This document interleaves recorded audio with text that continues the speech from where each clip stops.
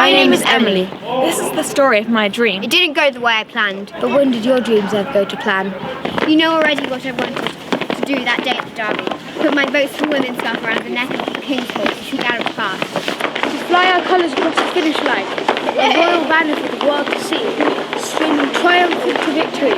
With the King on our side, we couldn't lose. On the day, everything happened so fast. I ended up in the mud with my scarf beside me. One woman down, but the race was still on, more furious than ever. None of us could see what was around the next bend. War. Something suffragettes knew a lot about already.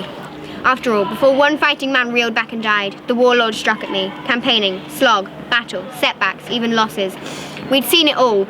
Yet, for all our experiences, sex decides the biggest differences of all.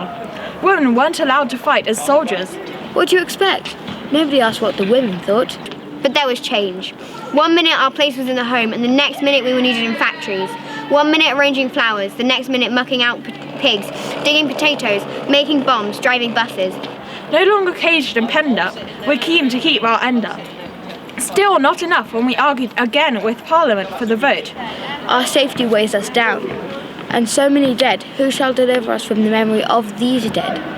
Turns out that was our job too. Households run by widows, making good the losses, raising children, building a future nation. But still, no right to have a say in how the country is managed?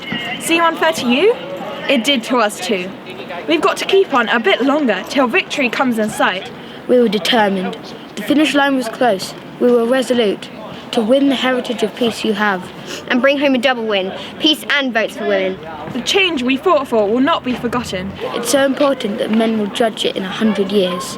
That brings us to now. You see, you're living my dream. How are you going to use it? How are you going